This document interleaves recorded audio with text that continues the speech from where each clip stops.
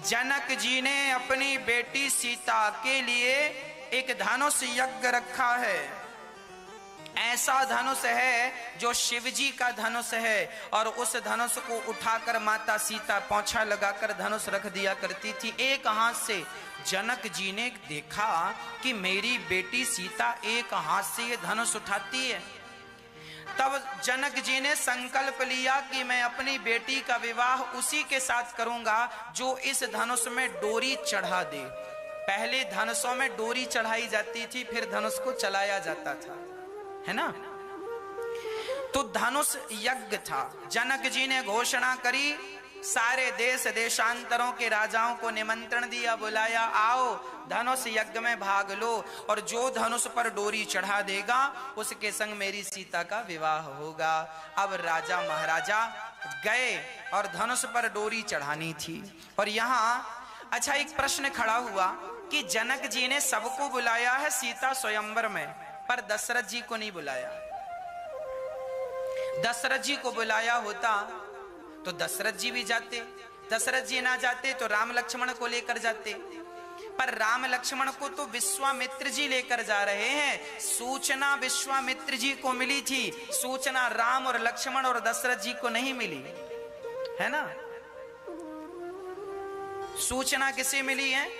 गुरु जी को। तो गुरु जी बोले, राम लक्ष्मण चलोगे शादी देखने? तो राम लक्ष्मण तो शादी देखने गए थे, क्या पता था जिसकी शादी देखने जा रहे हैं उसी से शादी करेंगे। कोई ऐसा प्लान नहीं था राम जी का कि विवाह करना है।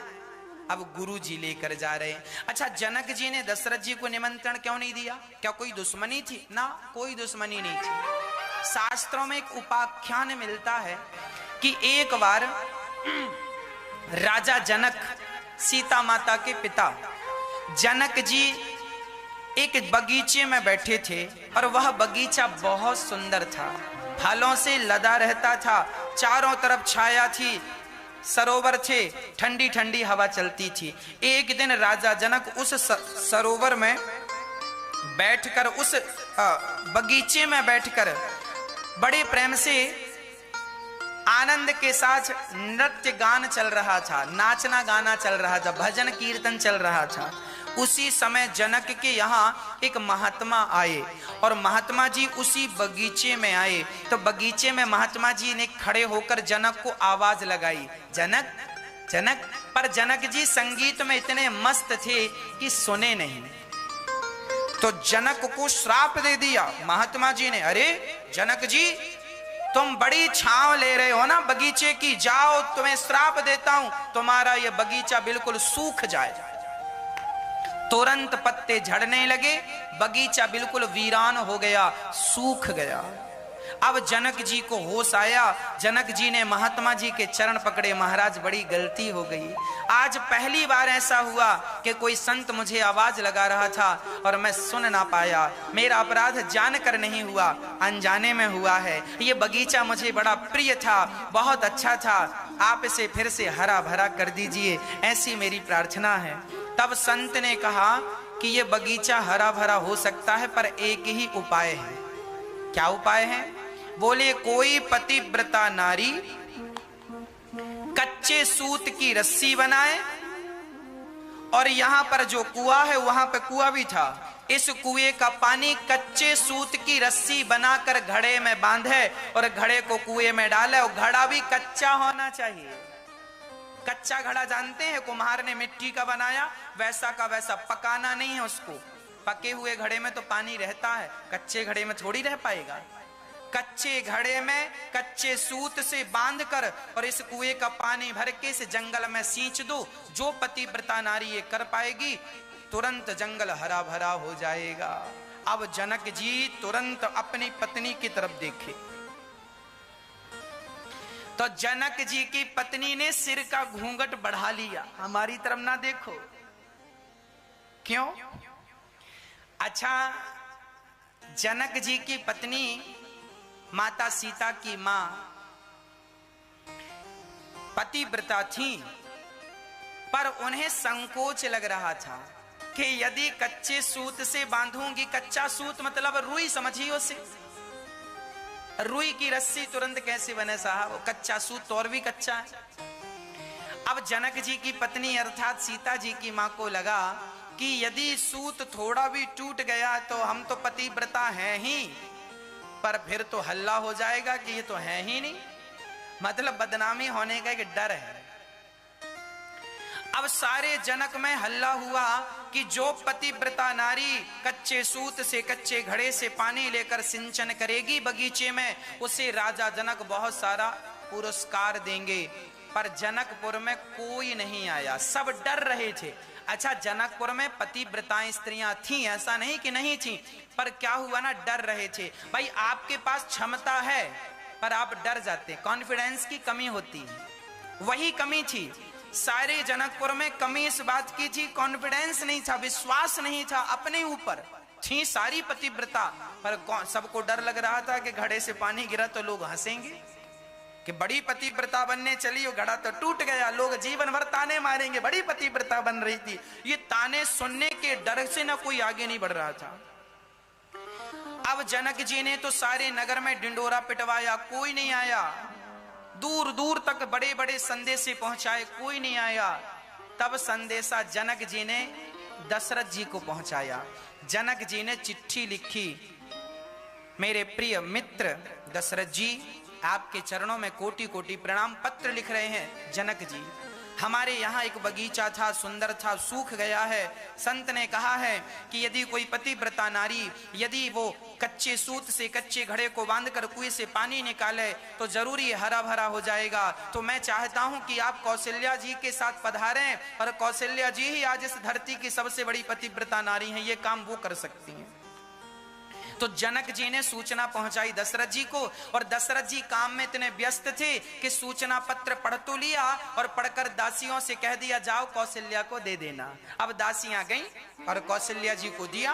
कौशल्या जी ने पढ़ा कि जनकपुर जाना है, कच्चे सूत से कच्चे घड़े में पानी भर के बगीचे में डालना। तो कौशल्या जी तो शहर से तैयार हो गई, चलो जनक जी बड़े दुखी हैं, उनका बगीचा सूख गया है, चलो मैं चलती हूं। सुनो, परसों की पैकिंग कर लो। परसों की तैयारी होने लगी, परसों जाना, रथ तैयार हुआ, सूटकेस तैयार हुआ सब, कि तभी कौशल्या माँ के कमरे में एक झाड़ू लगाने के लिए बाई आती थी। कौशल्या माँ के कमरे में साफ सफाई के लिए बाई आती थी ना, काम वाली, जिनको दासी कहते थे। वो दासी आई, काम वाली बाई आई, तो उसने पूछ लिया अपनी महारानी जी से, माँ आज कहां जा रही हो, बड़ा सूटकेस तैयार हो रहा। घर की दासी पूछ लेती है, आज कहां प्रोग्राम है भाई, कहां जा रहे हैं, पूछ लिया। अरे बहन देख जरा, ये जनकपुर से पत्र आया है, उनके यहाँ कोई बगीचा वगीचा सूख गया है, सो हमें बुलाया है कि पानी डालने आ जाओ। उनके यहाँ तो कोई पानी डालने वाला भी नहीं है, अब हमें बुलाया, अब जाना पड़ेगा, पति की आज्ञा। तो वो झाड़ू लगाने वाली बोली, सुनो माँ आप मत जाओ, मुझे भेजो, मैं जाऊंगी। झाड़ू लगाने वाली तैयार हो गई। कौशल्या जी, अच्छा कौशल्या जी अयोध्या की स्त्रियां हैं, कोई सामान्य स्त्रियां थोड़ी होंगी। कौशल्या माँ के कमरे में झाड़ू लगाने वाली कोई सामान्य थोड़ी होगी, वो भी पतिव्रताओं में श्रेष्ठ पतिव्रता हैं। माँ कौशल्या तो सबसे श्रेष्ठ पतिव्रता है, पर जितनी बड़ी पतिव्रता वो हैं, उनकी ये दासियां भी कम पतिव्रता नहीं है। वो झाड़ू लगाने वाली बोली, माँ मुझे आज्ञा दो, मैं जाऊंगी, मैं अभी हरा भरा करके आती हूँ, आपको जाने की क्या जरूरत है। अच्छा तुम कर लोगी? हाँ हाँ। कौशल्या जी ने आशीर्वाद दिया, जाओ तुम्हारा काम मंगलमय हो। अब दासी, जो रथ तैयार हुआ था कौशल्या जी के, वही रथ, उस रथ में दासी बैठ गई। दासी भी आज सज धज के जा रही है, श्रृंगार करके। और जब गई तो दशरथ जी, कौशल्या जी ने कोई सेना की टुकड़ी भी भेज दी, जाओ इसकी रक्षा करना, भाई हमारे नगर का आदमी जा रहा है, महिला है, सुरक्षा कर्मी। 25-50 सेना की टुकड़ी थी, 4-6 रथ आगे 4-6 रथ पीछे, और बड़े आनंद से ध्वजा पताका लहराता जा रहे हैं। अब जनक जी को क्या लगा, कौशल्या माता आ गई। उस रथ पर जो दासी बैठी थी, उस दासी को जनक जी ने क्या समझ लिया, अच्छा वो दासी परम सुंदर भी थी। जनक जी को लगा अयोध्या की महारानी कौशल्या जी आई हैं, तो जनक जी की पत्नी उनका स्वागत करने आई, आरती की थाल आरती उतार रही हैं, माला वाला पहनाई। वो दासी चुपचाप बैठी है। रथ से उतरी, जनक जी से कहा, कहाँ है आपका बगीचा? जनक जी बोले, आती काम शुरू। हाँ हाँ, ये इस तरफ है, चलो। वहां कच्चा सूत पड़ा था, घड़ा कच्चा पड़ा था, कुआं भी था, और अयोध्या की थी बिल्कुल। दासी भगवान का परम प्रेम था और बड़ी पतिव्रता थी। और कच्चे सूत को उसने कस करके जो घड़े में बांधा, और लाखों की भीड़ लग गई। लाखों लोग तो इसलिए इकट्ठे हुए कि कब रस्सी टूटे, कब ताली बजा के हम दांत निकालें। हाँ? कुछ लोग तो तमाशा देखने इकट्ठे होते हैं। संभल कर बैठना, जग में तमाशा देखने वालों, कहीं खुद ना तमाशा बन जाना तमाशा देखने वालों। जो लोग दूसरों का तमाशा देखते हैं ना, एक दिन उनका तमाशा देखने भी लोग जरूर आते हैं। इसीलिए किसी का तमाशा देखने का भाव नहीं रखना चाहिए। पर वहां लोग इकट्ठे हो गए और बड़े प्रेम से वो तमाशा देखने आए। और वो दासी तो दासी थी, पतिव्रता थी, और कच्चे सूत से कस के घड़े में बांधा और बांध करके पानी में डाला, कुएं में, और पानी में डाला। घड़ा काहे को फूटे और रस्सी काहे को टूटे, पतिव्रता थी। अब वो कहती जाए कि मैं सच्ची पतिव्रता हूं तो सूत टूटना नहीं चाहिए और घड़ा फूटना नहीं चाहिए, मैं सच्ची पतिव्रता हूं और अयोध्या की हूं, और मैं सच्ची पतिव्रता हूं तो सूत टूटे ना और घड़ा फूटे ना, कहती जाए और निकालती जाए। सचमुच घड़ा ऊपर आ गया, घड़ा फूटा नहीं। और पानी लेके और दाहिने हाथ से सारे नगर में अर्थात सारे बगीचे में सिंचन किया। जहां जहां पानी डालती जाए वो पेड़ सूखे थे, हरे भरे होते जाए। ज्यों का त्यों बाग बगीचा ज्यों का त्यों हो गया। अब जनक जी चरणों में गिर पड़े, कौशल्या माँ आप धन्य हैं। तब उसने कहा, राम राम जनक जी, हमें कौशल्या कहकर लज्जित क्यों करते हो? हम कौशल्या थोड़ी हैं। तो कौन हो आप? बोले, हम तो कौशल्या जी के कमरे में झाड़ू लगाने वाली दासी हैं। अब जनक जी बोले, हे भगवान, इनकी दासियां ऐसी हैं तो इनकी महारानियां कैसी होंगी? तो जनक जी ने जब सीता जी का स्वयंवर किया तो डर के मारे जनक जी ने अयोध्या वालों को नहीं बुलाया। बोले, तब बुलाए थे महारानी को, दासी आ गई और अब पता नहीं मेरी छोरी से विवाह करने कौन आ जाए, दशरथ जी किसे भेज दें। अयोध्या का तो कोई भी आदमी धनुष पर यूं डोरी चढ़ा के चला जाएगा। तो जनक जी डर गए कि कहीं कोई और ना आ जाए और मेरी छोरी का विवाह किसी और ऐरे गहरे से ना हो जाए। मैं बुलाता हूं महारानियों को, आती हैं दासी, तो कहीं मेरी सीता का विवाह भी किसी दास से ना हो जाए। इस बार, पिछली बार दासी आई, इस बार कोई दास ना आ जाए। तो डर के मारे दशरथ जी को बुलाया ही नहीं, ना खतरे के निशान पार जानी ही नहीं है। इसीलिए सबको निमंत्रण मिला, पर जनक जी को, दशरथ जी को निमंत्रण नहीं मिला। ये पतिव्रताओं नारियों की बड़ी महिमा है। अच्छा, इस कथा से आप ये ना समझें कि जनक जी भी कुछ कम हैं। जनक जी भी सर्वश्रेष्ठ हैं। जनक जी सबसे उत्तम हैं। जनक जी के पत्नी सबसे श्रेष्ठ हैं, सीता की मां हैं। धन्य है माता सीता, धन्य है उनका परिवार। लेकिन शास्त्रों में जो गुरुजनों से हमने सुना पढ़ा वही हमने आपको सुनाया है। हाँ, रामचरितमानस की पावन व्याख्याएं बड़े बड़े विद्वानों ने की हैं। उन विद्वानों की ये व्याख्याएं हमने पढ़ी, वही हमने आपको सुनाया। अब जनक जी सीता स्वयंवर कर रहे हैं और गुरु विश्वामित्र जी राम से कह रहे हैं, धनो से यज्ञ सुनि रघुकुल नाथा। चलो राम जी, धनो से चलो। राम जी चले और अयोध्या से मिथिला के रास्ते में एक आश्रम था। आश्रम एक देख मग माही, खग मृग जीव जंतु तहना। वहां पर राम जी पीछे पीछे, गुरु जी आगे आगे जा रहे। तभी राम जी ने देखा रास्ते में कैसा सुंदर सा आश्रम है, जहां कोई मनुष्य की क्या कहें, जहां कोई पशु और पक्षी भी आने को तैयार नहीं है। तब राम जी ने गुरु जी से कहा, गुरु जी रुक गए। हाँ हाँ राम बोलो। गुरु जी ये आश्रम कौन है, और ये महिला जो बैठी है, ये महिला पत्थर तो है पत्थर, पर ऐसा लग रहा है कि ये पत्थर के पहले कोई स्त्री थी। ये कौन है, ये आश्रम किसका है, जरा हमें विस्तार से कहो। तब पूरी कथा सुनाई। सुनो, ये गौतम ऋषि का आश्रम हुआ करता था। उनकी पत्नी अहिल्या ये पत्थर है। अच्छा, तो गुरु पत्नी, उनकी पत्नी गौतम जी की पत्नी ये पत्थर कैसे बन गई? तब कहा कि ये गौतम जी की जो पत्नी है अहिल्या, ये अहिल्या किसकी बेटी है जानते हैं? ये अहिल्या स्वयं ब्रह्मा जी की बेटी। अहिल्या माता किसकी बेटी है? ब्रह्मा जी की। एक बार जब ब्रह्मा जी ने अपनी बेटी को उत्पन्न किया, अहिल्या इतनी सुंदर थी कि अहिल्या को देखने के लिए इंद्र चुपके चुपके आया करता था। इंद्र को लगता था कि ब्रह्मा जी की बेटी अहिल्या से मैं विवाह कर लूं, और खूब सुंदर थी वो, चाहता था मैं विवाह कर लूं। पर ब्रह्मा जी ने अपनी बेटी गौतम जी को कहा, गौतम जी को विवाह नहीं किया।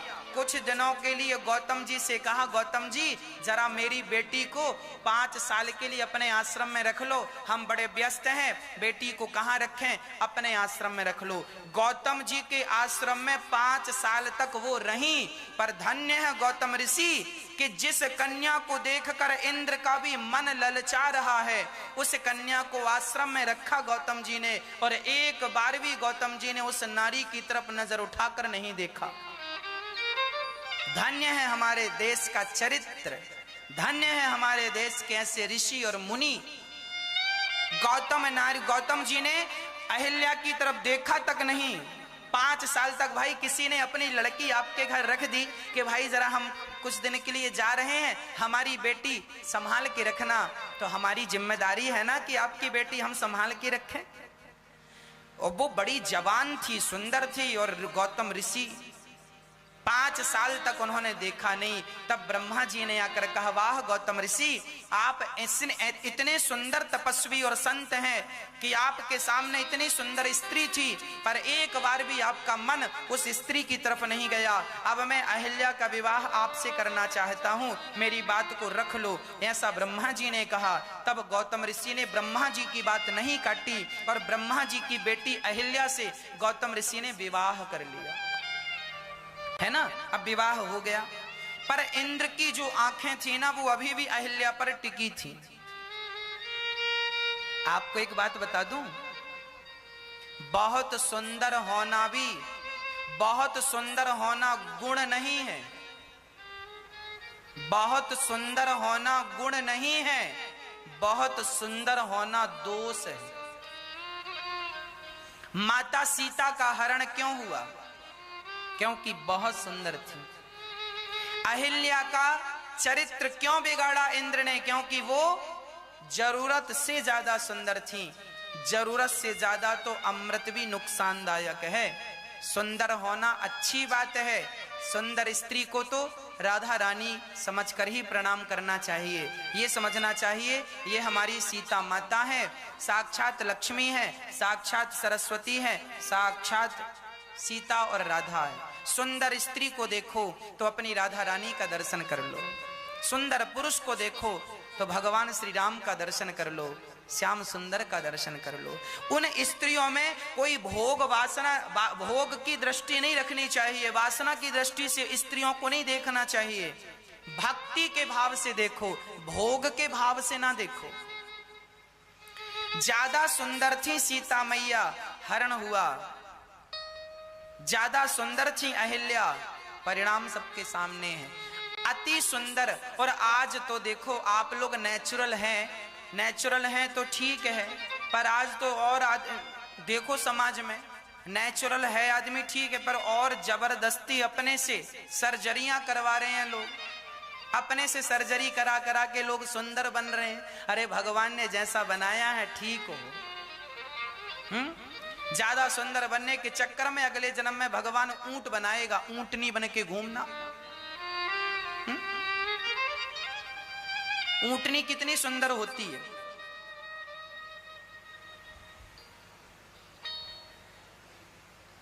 आज हमने एक ऊंटनी को देखा तो हमें ऊंटनी की याद आ गई। आज हमने एक ऊंटनी को देखा, उसके नीचे की जो अधर थी ना, होंठ थी ना, वो नीचे लटक रही थी।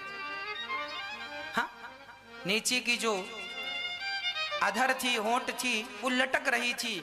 हम समझ गए कि जो ज्यादा सुंदर बनना चाहता है भगवान उन्हें ऊंटनी बना के भेजते हैं। लटकती रहती है, आपकी चमड़ी लटक जाती। इसीलिए विधाता ने जैसा बनाया है, आप बहुत अच्छे हैं, बहुत ज्यादा परेशान ना होइए। अरे गोरा सांवला तो ये भगवान का दिया रंग है, आप जैसे हैं बढ़िया। आपका स्वभाव, आपका नेचर, आपका चरित्र अच्छा हो तो आप वंदनीय हैं, और आपका रूप सुंदर हो पर चरित्र सुंदर ना हो तो कौन वंदना करेगा तुम्हारी। चमड़ी कितने दिन लोगों को भाएगी, चमड़ी कितने दिन लोगों को लुभाएगी, व्यक्ति की चमड़ी कितने दिन लुभाएगी, पर व्यक्ति का स्वभाव तो हमेशा लुभाएगा। इसीलिए चमड़ी सुंदर भले ना हो पर स्वभाव सुंदर होना चाहिए, चरित्र सुंदर होना चाहिए। इन बातों पर हम विशेष ध्यान रखा करें, है ना।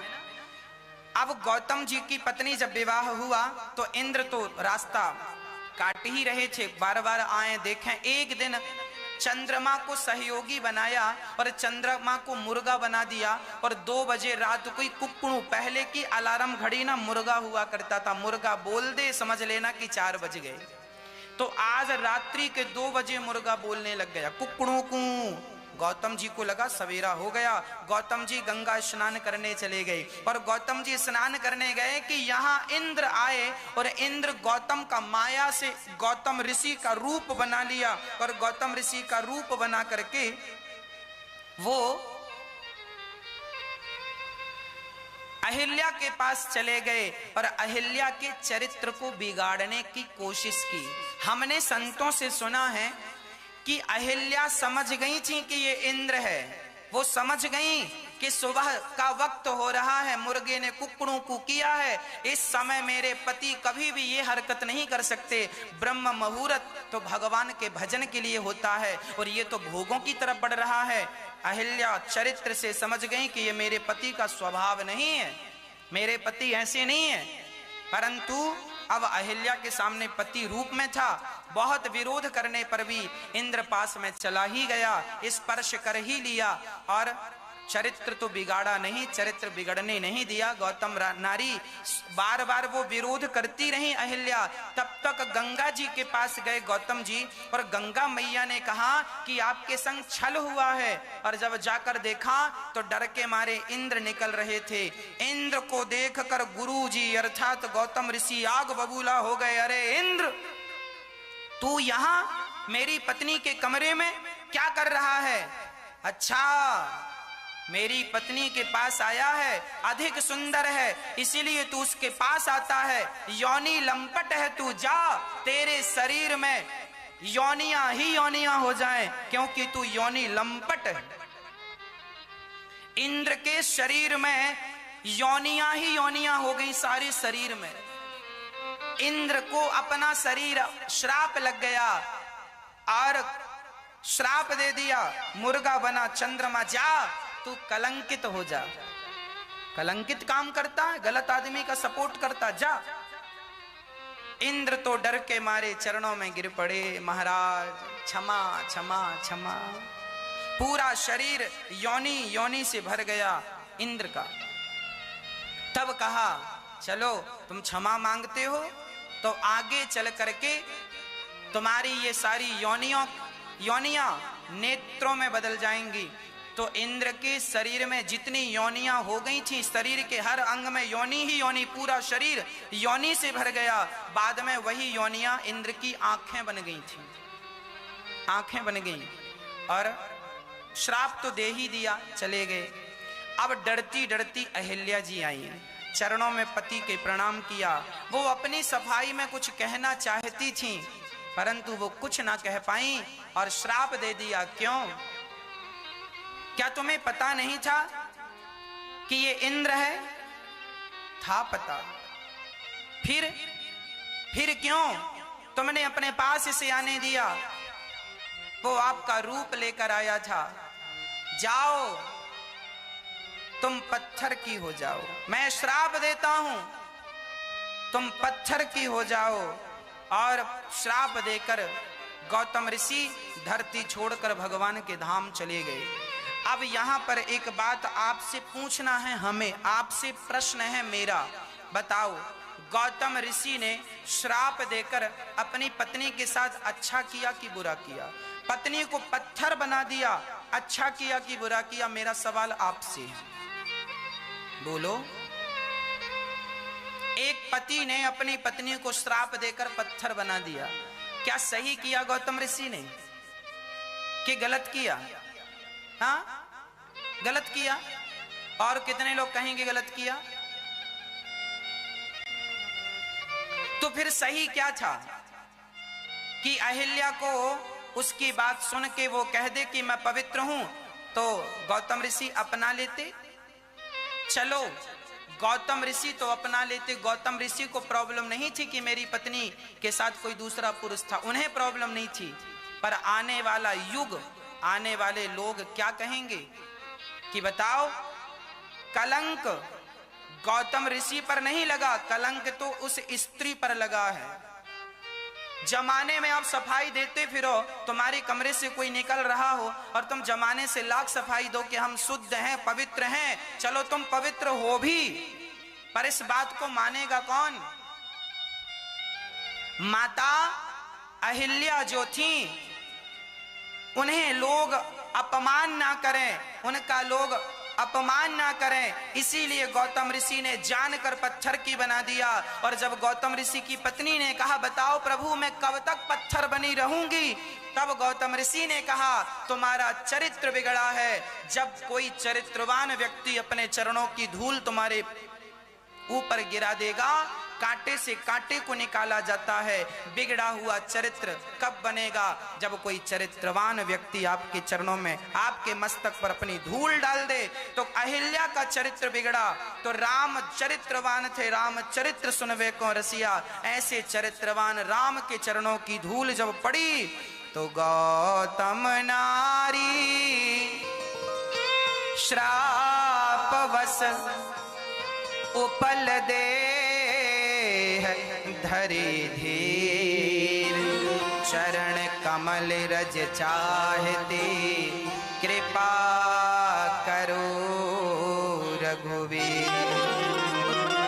राम जी ने चरणों की धूल गिराई, चरणों का स्पर्श होते ही वह नारी सुंदर सी स्त्री बन गई और हाथ जोड़कर बोली वाह प्रभु, आज मुझे पता चला कि मेरे पति ने श्राप देकर मेरे साथ कितना अच्छा किया।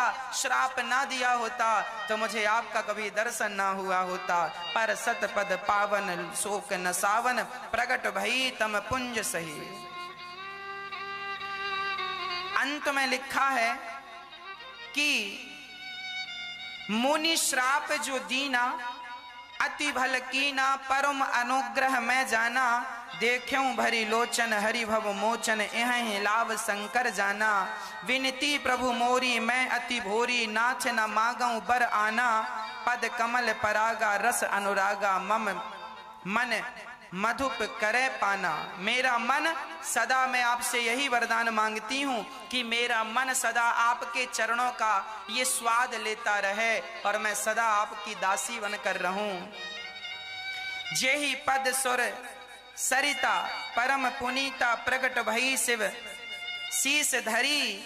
जिस चरण का स्पर्श होते ही एक पानी गंगा जल बन गया और उसी गंगा जल को शंकर जी ने अपने मस्तक पर रखा। आज वही चरण मेरे मस्तक पर आए। सोचो इससे बड़ा सौभाग्य और क्या होगा, है ना? सोई पद पंकज जेहि पूजत, अज मम सिर धर्यूं कृपाल हरि। यही भांति सिधारी गौतम नारी, बार बारी हरि चरणन परी। जो अति मन भावा सोवरु पावा, गैपति लोक आनंद भरी। लिखा है आखिरी में अहिल्या कहाँ गई? अपने पति के लोक को चली गई। पति पहले चले गए, बाद में पवित्र होकर ये भी आ गई ताकि इन पर कोई कल को उंगली ना उठाए। पवित्र होकर के आ गई। अब यहां तुलसीदास जी ने दोहा लिखा है बहुत बढ़िया, वो दोहा याद कर लेना चाहिए और अपने रोज राम को कहना चाहिए, रोज गाया करो। आस प्रभु दीन बंधु हरि, कारण रहित दयाल, तुलसीदास सठ तेहि भज, छाणी कपट जंजाल। तुलसीदास जी कहते हैं, अस प्रभु दीन बंधु हरि, कारण रहित दयाल। ऐसा भगवान और कौन होगा जो बिना कारण के तार देता। चरणों की रज गिराकर अहिल्या जैसी नारी को तार दिया। अरे कोई भगवान ने कहा कि गुरुजी ये पत्थर की नारी कौन है? गुरुजी ने कहा अहिल्या है। राम जी आपके चरणों की रज चाहती है। राम जी ने चरणों को रखा। राम जी ने सोचा कि मेरा एक भक्त था प्रहलाद, उसने पत्थर से भगवान को प्रकट किया। यदि एक भक्त पत्थर से भगवान को प्रकट कर सकता है तो आज भगवान एक पत्थर से भक्त को प्रकट करने जा रहे हैं। और राम जी ने आज पत्थर से भक्त को, अहिल्या जैसी परम भक्ता को प्रकट कर दिया, प्रकट कर दिया अहिल्या को। अहिल्या जैसी स्त्री देखिए पावन हो गई। अचानक अकारण करुणा कर दिया भगवान ने। हम सभी भी जब भगवान की शरणागति ग्रहण करेंगे, हम भी जब भगवान के बताए मार्ग पर चलेंगे, शास्त्रों के बताए मार्ग पर चलेंगे, तो हम भी एक दिन भगवान तक जरूर पहुंचेंगे। इसीलिए भगवान की सेवा में हमें नित्य लगे रहना चाहिए। भगवत सेवा नित्य करनी चाहिए। और सेवा क्या है प्रिय भक्तों? अब राम जी बड़े उदास हो गए कि मैंने एक ब्राह्मण कन्या पर पांव रख दिया। मैं तो क्षत्रिय हूं और ब्राह्मण कन्या पर पांव रखा, अपराध हो गया। तब राम जी गए और गंगा में स्नान किया।